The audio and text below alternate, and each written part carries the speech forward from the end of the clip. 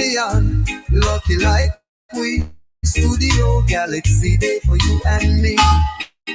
Blow your shell, beat your drum, tell others, like and share, subscribe and discuss it too. Let the world know Studio Galaxy is around.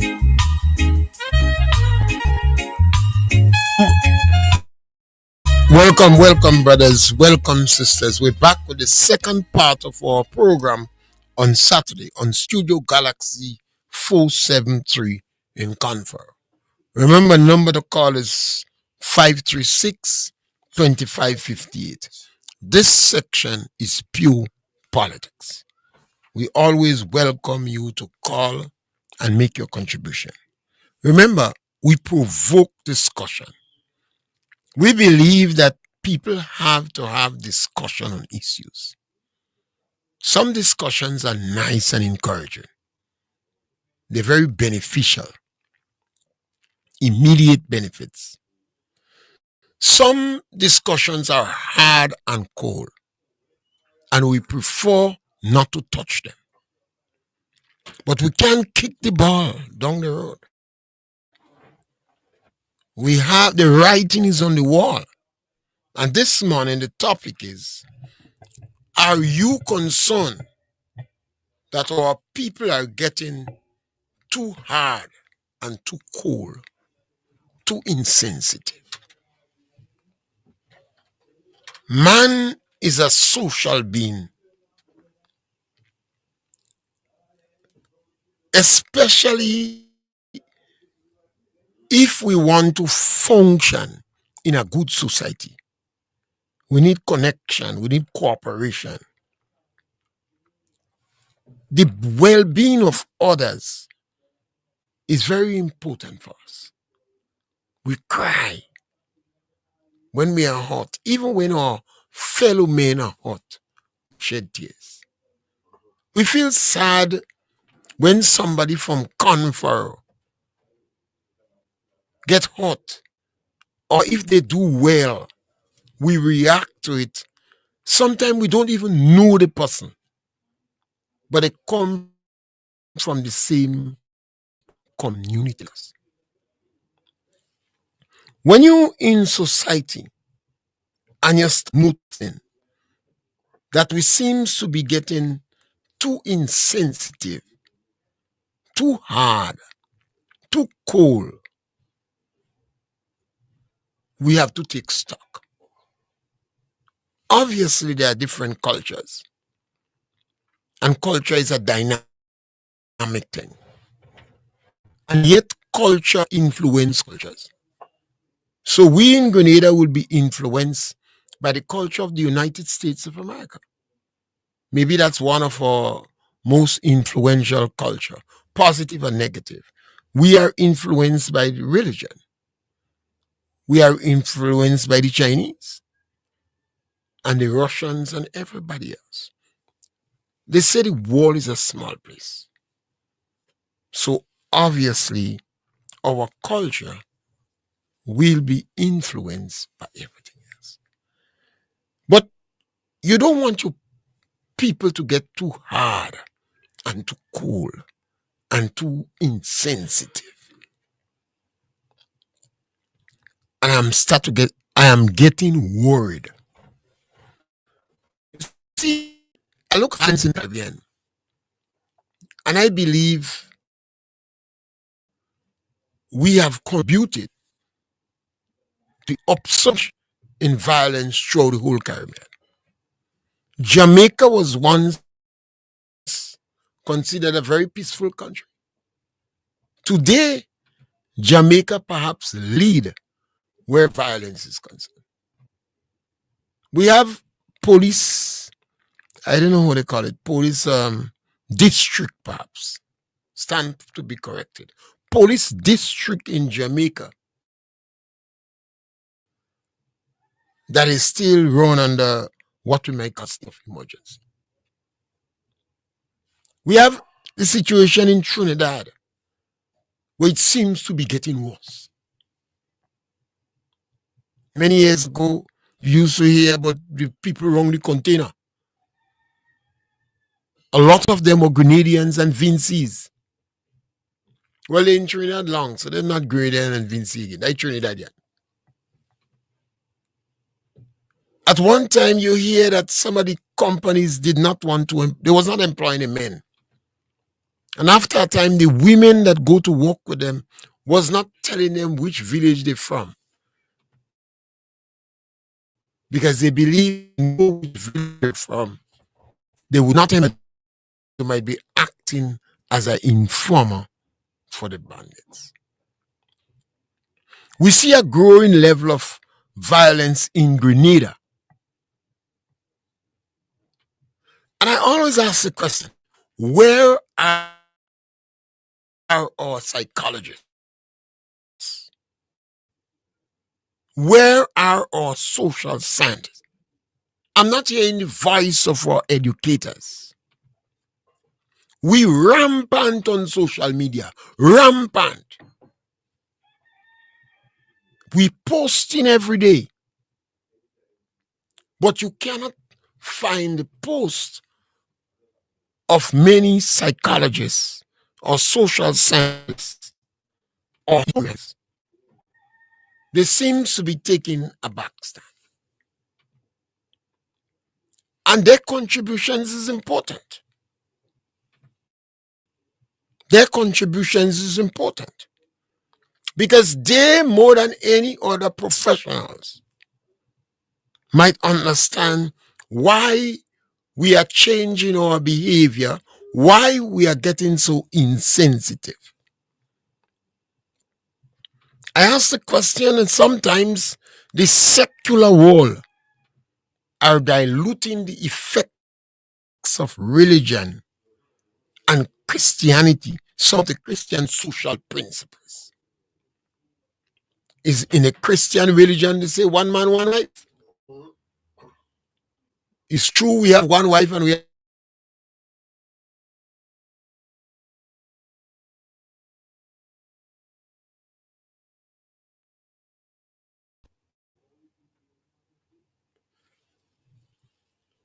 Now, if we live in a society where even that principle, and I use that principle first, it's so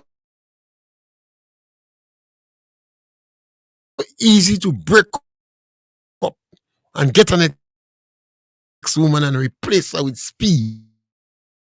The Christian importance, the significance of that is watered down. What happens? It's the Christian principles that say to forgive. And they ask how much time you must forgive. It says 70 times 7. I mean, forgive all the time. And some people can't take on that. But it's that Christian principle that encourages you to forgive. It's difficult to forgive for big things. But if the children go and pick your mango or your dams or your fruits in your land, you don't stone them. You don't drag them to the courts. You don't go after them because people might remind you, well, when you was young, you used to do that too. And it's children. So forgive them. Even your spouse and people in the community that might have said something to you. People say you just make a little hypocrite too. So don't forgive her. You know she mouth bad. Don't bother. So the society tend to be more forgiving and tolerant. But I believe the society is changing. We are not as sensitive as before to some of these changes in society. The line of demarcation is concerned about that. Many years ago, I spoke regularly on it. When the teachers in Grenada had the industrial action, and they decided was not pick children as an act of protest. Then you had a situation in Guyana where some incident took place between a teacher and school child. I don't know if the teacher and the school child and the parent was involved in a physical altercation with the teacher. And the teachers' union was protesting.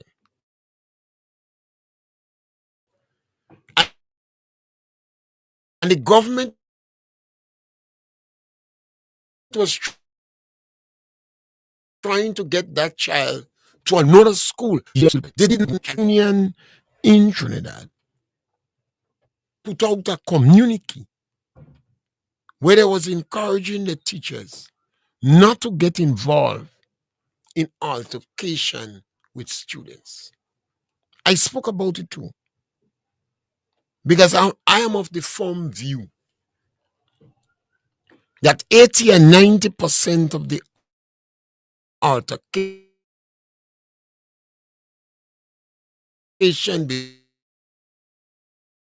between students in school, if a teacher is present, particularly if that teacher will a measure of respect in the school. And I took strong objection with the teachers' union making a statement. I am concerned about the growing level of insensitivity to the elderly in our society. How we treat the elderly. We had about 3 years, we had about 5 years, where a man was, in one instant, the individual was over 80 years, received chop wound in his face, his hands, and his foot. He's still alive. I spoke to him a few months ago. A very sad discussion. He said to me, nothing's taken place. He said, even the police and all abandoned him. He's in his 80s. He don't go to the land no more. So the land he has left, I guess, what it is. There are many other stories,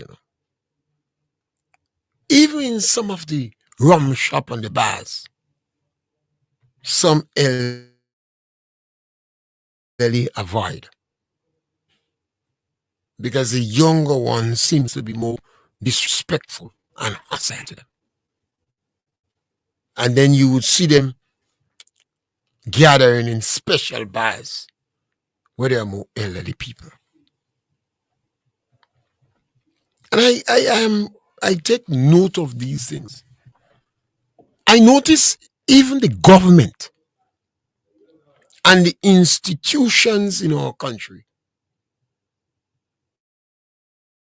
are using technology as an excuse to abandon, to avoid, to neglect, incapacitated, and ignorant. It is the policy, the intention. It is a growing call of every government in the Caribbean to get on the data train, to get on the technology train, to make a paperless society. Nothing is wrong with that. Do you leave out the elderly? Do you leave out the ignorant? Do you leave out the incapacitated? While you try to make your country paperless? I could simply ask, what program exists in Grenada to help the elderly, the ignorant, and the incapacitated to embrace a paperless society or a data society. I see the negative consequences of using technology as an excuse to abandon the unsuspecting, the ignorant, and the elderly. And when I speak about elderly, I'm not speaking about elderly who know about technology. We have a lot of elderly people that is very versed in the technology. They use the technology in the bank. They use the technology in NIS. They use the technology to pay bills. But you have a lot of people who I once considered as bright and highly sophisticated, but they still cannot handle the technology. I see even senior public officers of yesteryear don't have a WhatsApp. A couple weeks ago, I was dealing with an individual and I was surprised. He was a policeman, an ex-policeman, and his wife was an ex-teacher. And they were communicating with me and calling me by the phone. And I said, well, why don't you send me a text? Why don't you use WhatsApp? And they said they didn't have WhatsApp. I said, you don't have WhatsApp? Okay. You don't have WhatsApp? They said no.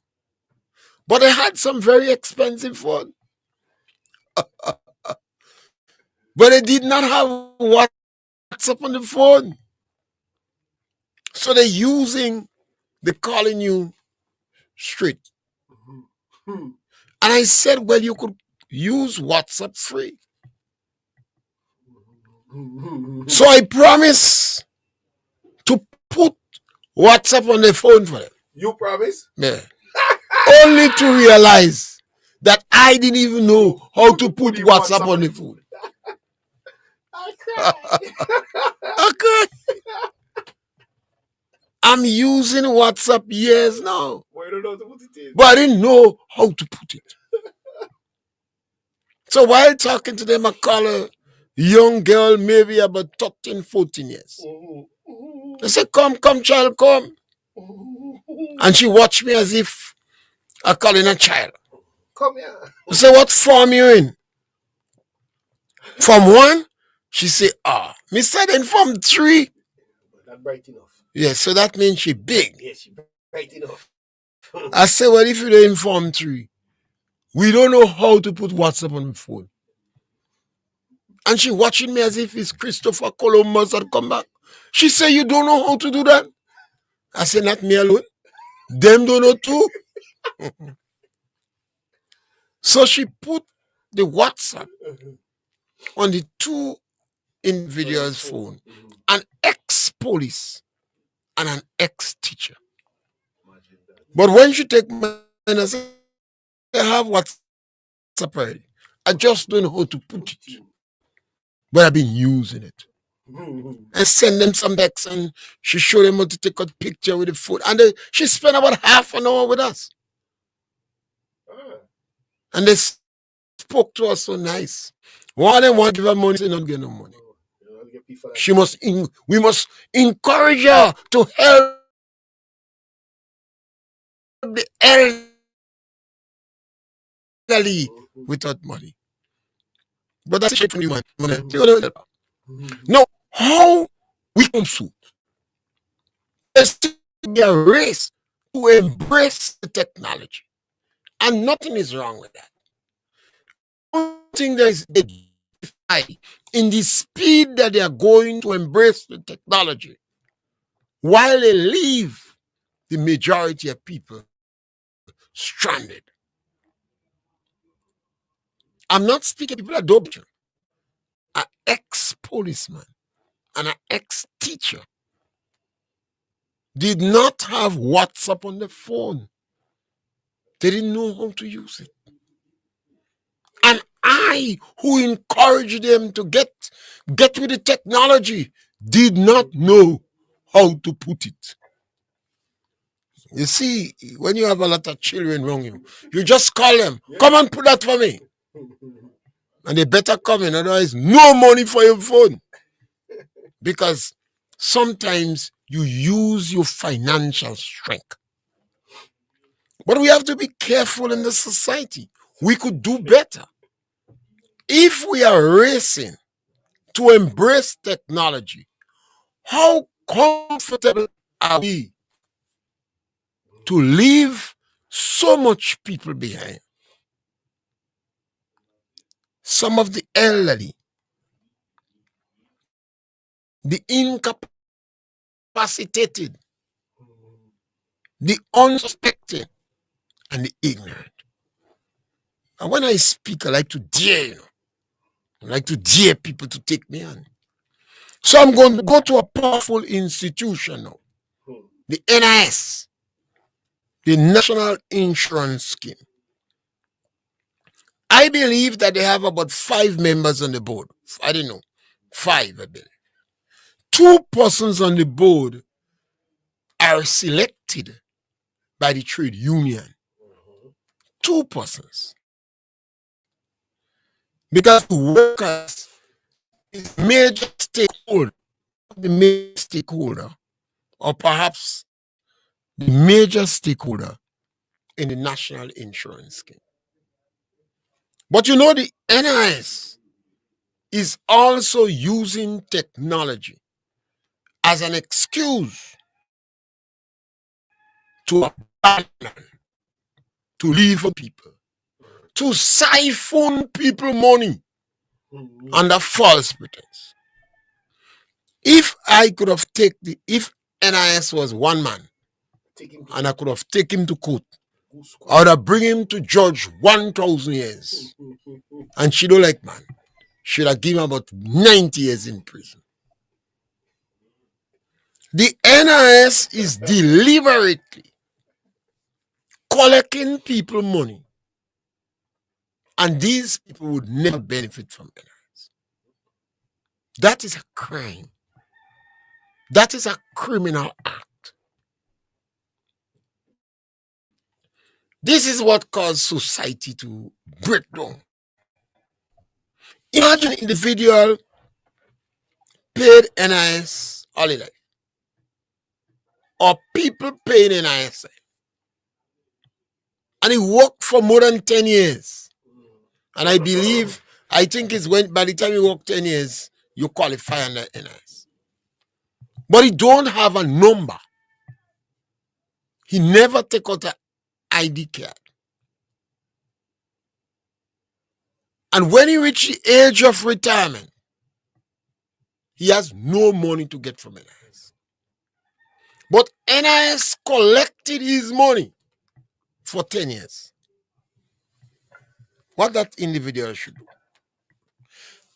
About 4 or 5 decades ago, I started to be very careful about being judgmental. In the United States of America and other big countries, very regular you hear somebody walk in a company, take out a machine gun, 20 people dead, or 3 people dead, he shoot up the company. So then the police shoot him too. And story end, wire bend. Shoot a pig in Boulogne pen. Now, how does a company functioning in Grenada knowingly collect people money and use technology as an excuse, and the people don't benefit a cent after that? NIS give the excuse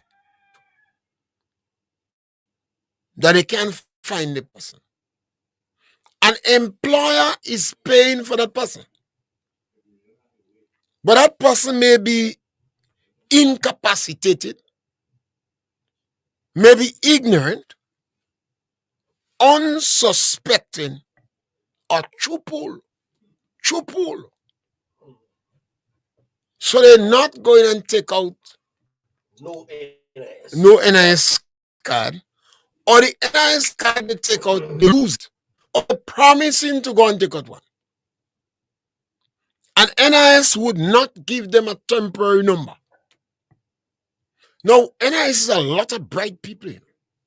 When you work at the senior level of NIS, you bright. Some of those guys have master's degree. Some of the women have masters and bachelors and etc. And they make good money. You don't have no problem. You ever hear NIS workers demonstrating for pay? They're well satisfied. So NIS cannot ask the employer to take a picture of that person who is challenged and don't have a number. And even if that person worked over the last 10 years with 10 different employers, they would have 10 pictures that they could use to narrow down or zero down and identify the individual. Grenada is a small place. If you work with employer Joe Conte and you work with employer Paul, it's easy to put the pictures that these individuals get with the name and information and the employer and make some comparison to help zero in. But you take the people money, then no benefit for them. And then they depend on government for the seed program. And government give them based upon the political color. What society are we building? And why we have this level of insensitivity, even from our institutions? Look at NIS again. People get wounded or sick on the job, and they go to the doctor.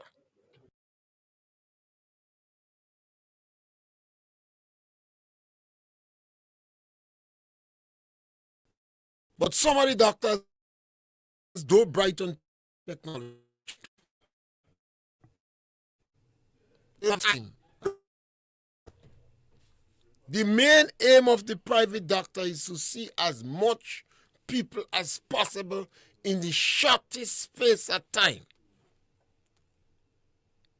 So if the doctor could see 30 or 40 people in the shortest space of time, it's better for him. So sometimes, although the doctor gives somebody a sick leave, he don't have time to send the information to NIS. And that worker themselves don't have the knowledge to send the information online. And even when they do, that worker have to have a phone for NIS to pay them. Now tell me how that could be right.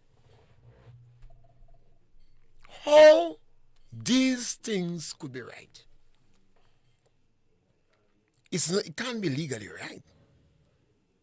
It can't be morally right. Now, when we become so insensitive and we are using technology to weed out people, to abandon people, to disadvantage people, and you know what is hard? The workers in NIS that are doing that, they are not benefiting anything financially from it. You know? Job don't care.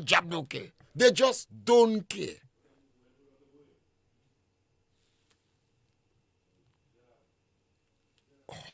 how we come like that. Why it have to be that? Watch around in our society, and I'm absolutely certain that if you look, you may be concerned that there are too much young men turning vagrants in our society, or they start to look like vagrants, or they're begging in the street. Young men, they're very bold, they're very aggressive, they're very assertive, they're very determined. They want $1. For the day, they may make $20, $30, $40. Now, I think it's $5 for Coke still. I don't think Coke price. The quality must deteriorate, but the pricing. And the thing about taking drugs, it depends whether you could maintain your habit. So if you have a drug habit of $500 a day, and you're a lawyer, the public may not know. Because lawyers working for more than $500 a day, a good lawyer. So they could able to maintain their habit without the public knowing. And even if they start to sell assets, you wouldn't see it as nothing. Recently, the court has been punishing lawyers for taking people money. So sometimes when you hear they read out a lawyer, sometimes drugs he start to take. So he start to use people money. He or she. But the ordinary man that begging on the street, 20 years, 25 years, 30 years, the condition of their clothes are deteriorating. And their brothers and sisters, job don't care, they give up on them. Some of them come from big families. But now they are treated like mangy dogs. You know when people see nice looking dogs, how they want it? Dog nice, they put a collar in the neck, they walk in the dogs. And that same dog you see people in. Dog looking for scrap now with plenty mange. We have too much of our young men on the road begging. They are on the road to vagrants, on drugs. Some of them are so far gone, they don't even beg no more. They eat from the garbage can. They're not bathing anymore. They have an objectionable order. And it seems that nobody bothers. Sometimes I ask, where is the family of these people? Couldn't you walk with a snack on a morning and give your brother or your cousin that on the street? Couldn't you walk with a clean kerchief or a shirt and hand him a clean shirt or slippers? What does it take to make a sandwich to hand to your vagrant brother or your vagrant cousin? In fact, people don't want the public to remember that that is their brother. When I look at the schoolhouse, it is like a factory producing delinquent behavior. I had a story that I shared. I'm going to share it again. It's only in Tikolo. Children in school, boys in school, purchasing food grade substance in the school, in the supermarkets and shop, in the concentrated form. I seen it to younger boys in school. So that means those about 9, 10 years. 9, 10 years is children still in primary school preparing to go to secondary school. So we could call them the seniors in primary school. And 6, 7, 8 years is the smaller children in school. So the seniors in primary school are buying food grade substance. Things like tang. Not tang. Tang. Tang is the juice. Tang is a juice. The juice thing, yeah. Right. When you say tang, I thought it was I thought, yeah. jab uniform. not tang. Tang. Tang. Right. You see problem people are with English language. And they're selling it by the lick. 25 cents lick. So, mommy, you're 5-year-old or you're 7-year-old already taking drugs in school. Leaking. He taking a lick. They pour a little in his hand and he licking it. And the elder boys, the senior boys in primary school, I don't know if that is good language to say senior boys in primary school. They're selling tang and other concentrated food grade substance. So that is legal stuff. To you younger children in school, 25 cents a lick. Now make sure in one packet of this thing, they might get about 10 lick. More than that. A lot of They're making money. And while they're making money, your children have been cultured to take drugs. And you're pretending you don't know. Well, only in school you happen. So the teachers don't know, the children don't know, the parents don't know. Why are we closing our eyes to this reality? The writing is on the wall. I observe in schools today, not in school, but I observe today that too much and adults are inciting and tolerating and promoting antisocial behavior. Carnival just finished. I enjoyed it. It was good carnival. I saw people enjoy themselves. I asked the scientists, the social scientists, the psychologists, and the historians, and our educators, what are we going to do with this energy? When I look at the carnival, you saw the younger people with real energy. What you going to do with this energy? What are you going to do with it?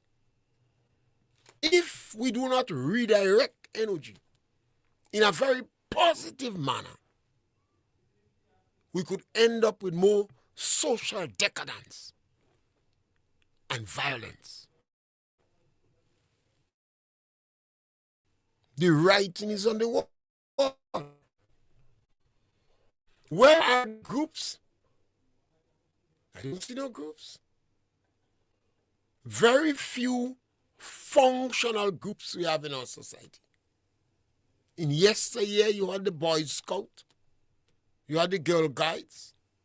I think you still have a few little Girl Guides. I don't think they're doing much guiding. Maybe one or two bunny. I don't find doing much bunny. But again, where are the hiking groups? There are some communities, particularly in rural Grenada, that is struggling to get a cricket team. They're struggling to get a cricket team to play cricket on Sunday.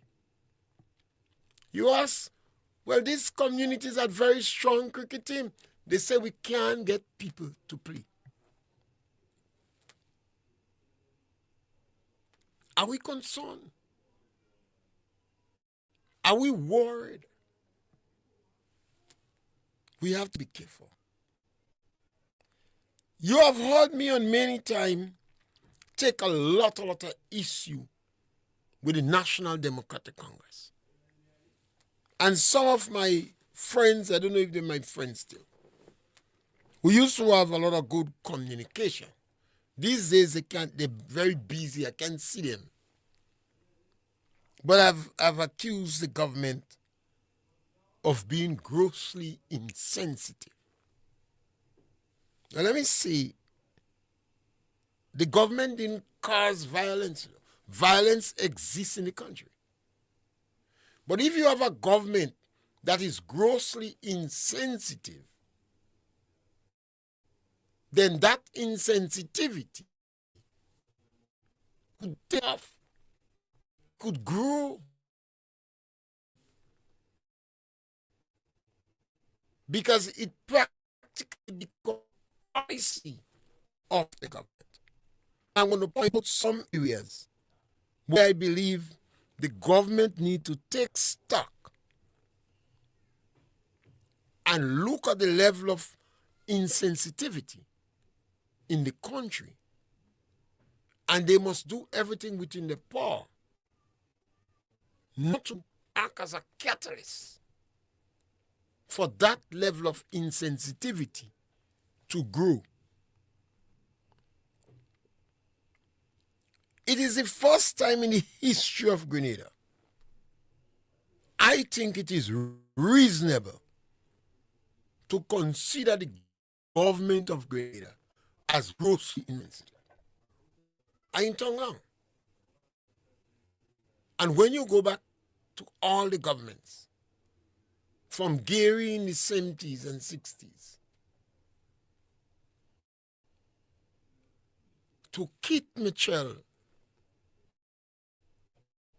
up to 22, I think this government could easily be identified as the most insensitive government. Not even in the revolution. They were stuck on ideology. And I chastised them as a criminal group. But that level of insensitivity for the elderly, for the children, for the incapacitated did not exist. The revolution used to call them the flowers of the revolution. They said the children was the flowers of the revolution, the pioneers. Misguided as they were, that level of insensitivity that we are seeing in the country today was never existed between 79 and 83. When people call the government poor people terrorists, I agree they are. I ask the question, how could we have a hurricane? We had 100 house unit in Carrico. And during the hurricane, the government officials was preoccupied with preventing people rescue themselves by occupying empty houses. I have to dig deep down. And that is why I call our social scientists, our psychologists, what was going through the government head? That they had to get police to prevent people from being rescued or rescuing themselves in empty government buildings. If a private man had done that, then the people would have cried shame on him. Imagine you have your house and neighbors knocking on your door because of a hurricane and you're shut down face. I've never heard any private person do that in Grenada. But this government did that. 100 house unit that was built for the poor of the poor. For those who could not have access loans in financial institutions. And a model had been established, rent to own. And this government denied them that. And said it for who could go in the bank. Is it reasonable? It is reasonable, and I agree with them, for people to consider the government as master deceivers. Remember, the government campaigned on a policy of transformation, dramatic change. The government said the previous government did nothing of significance.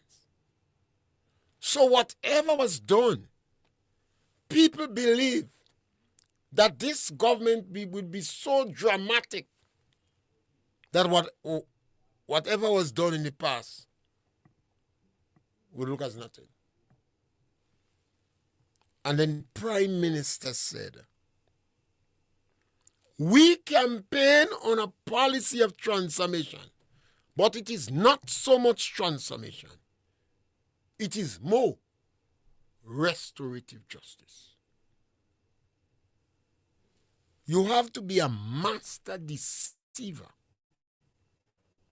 You have to be recklessly bold to publicly acknowledge that you have deceived people at that level.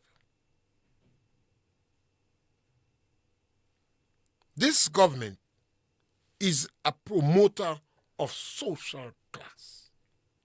After 50 years of independence, we have come a long way.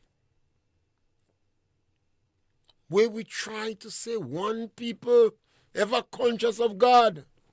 One people. One nation. This government come in and decide to promote social class. The government consider people as classless and commoners and beggy. And some of our people who was advocating in the past and yesteryear, we are one people. They get silence and they prefer gravitate to Dick Mitchell's superior class. So they don't identify with you anymore. They call you stupidity. They say you dance. They say you're making noise.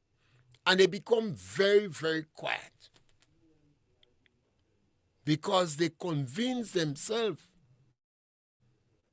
they are superior class.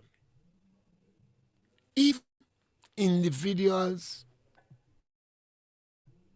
who come from the same or similar socioeconomic status,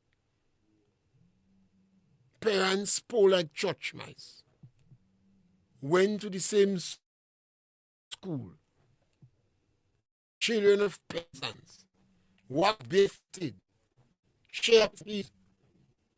No, they believe they're in a different social class.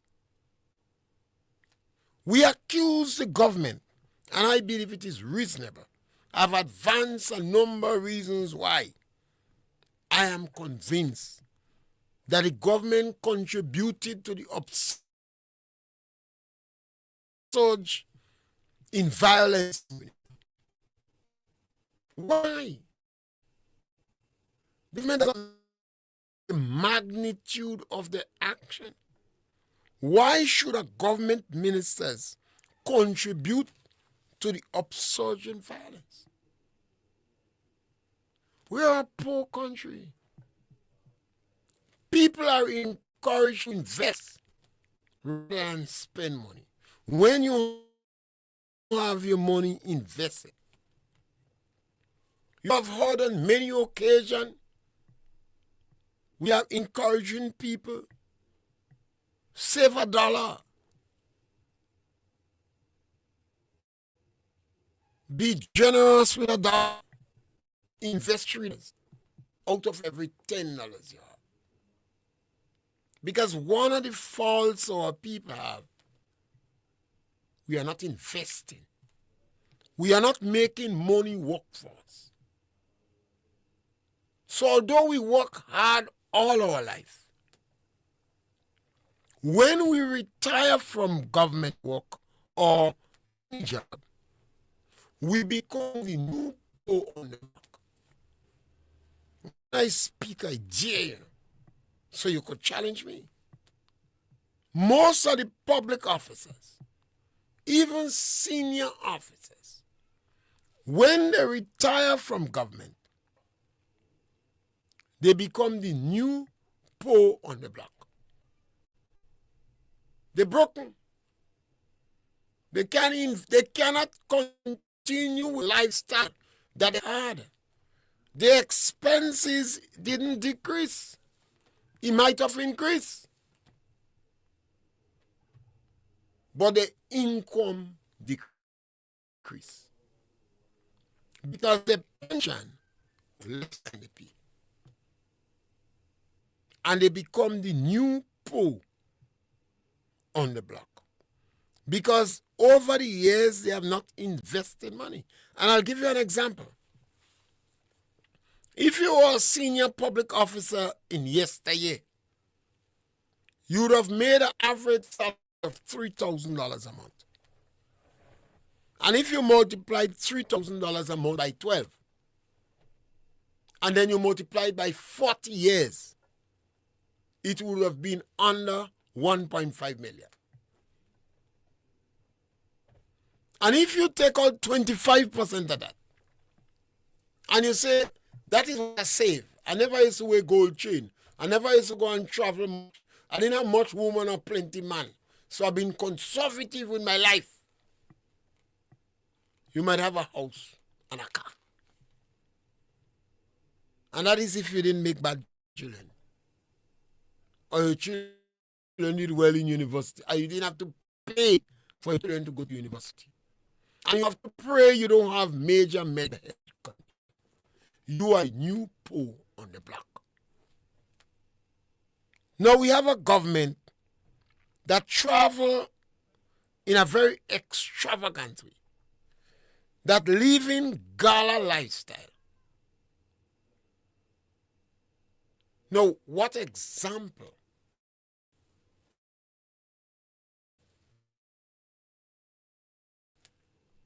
are you setting for them?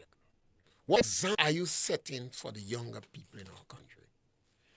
And because of technology, there is no need for this excessive travel, because most of these meetings, you could attend them on Zoom.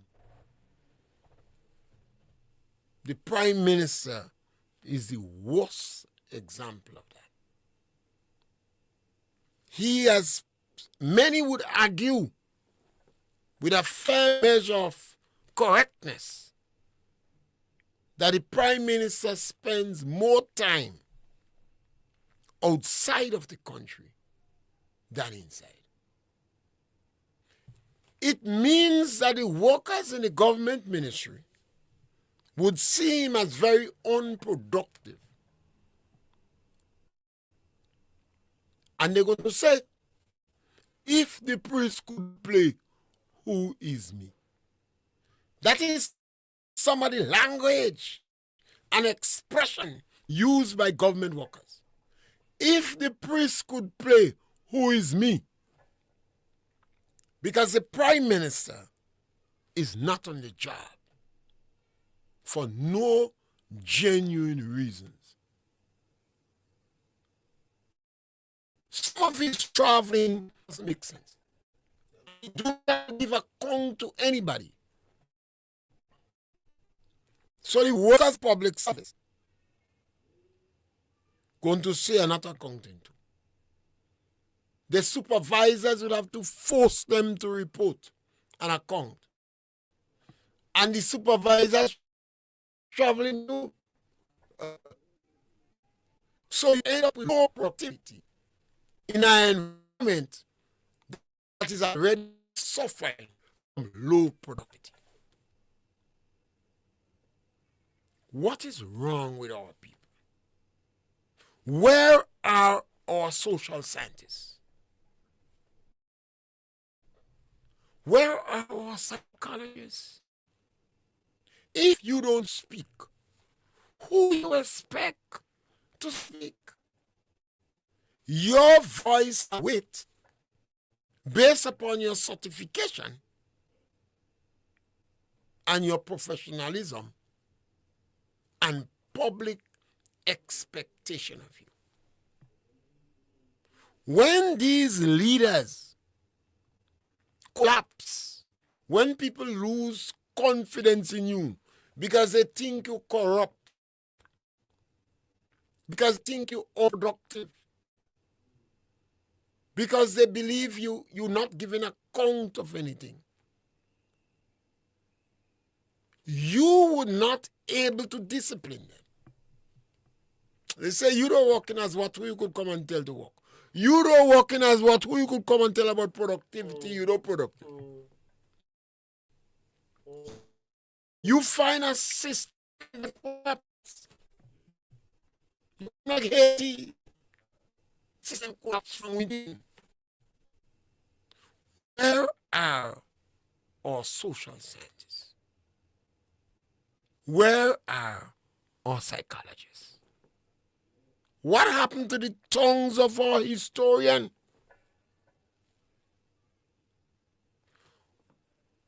How we change these things? Are we prepared to kick the bucket down the road? Say our children going to change it. Look at our health system. I observe a new phenomenon. A number of people dead. You say, well, I didn't know this person was sick. They say, yes, they was in hospital. But when they died, no, they home. The ambulance dropped them home and they dead.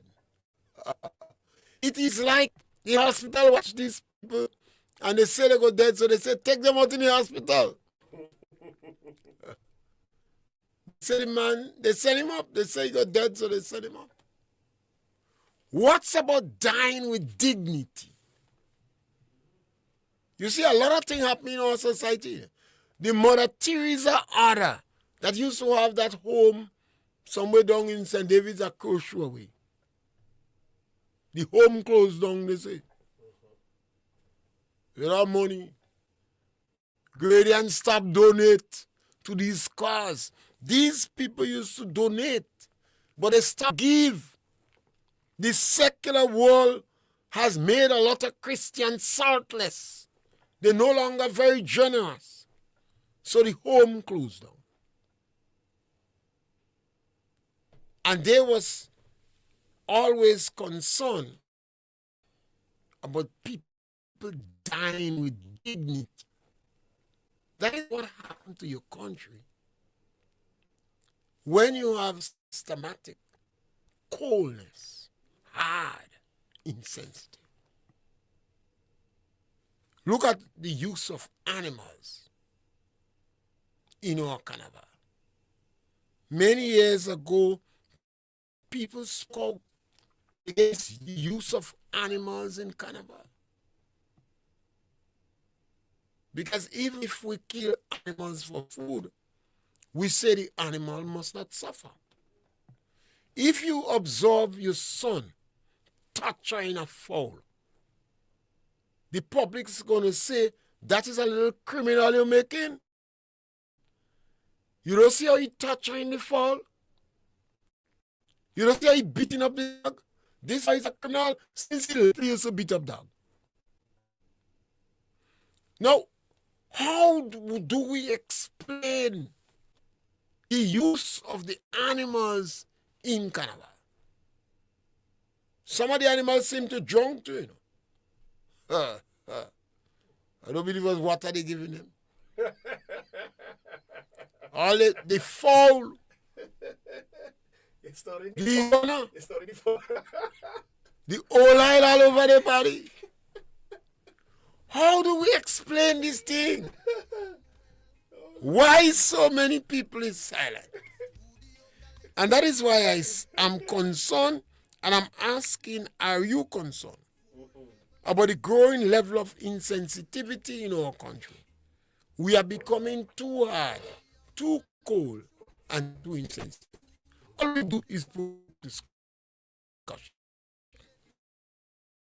Thank you very much. Democracy spice ills life and well. Ask questions, sing and beat you drum. Make suggestions, encourage them on to walk the straight and narrow in the land. Politics, religion and economic issue, regional, international, spiritual issues too, agricultural, environmental and trending to subject matter. We fear none, we back down. Freedom of speech is enshrined in the land. God we free.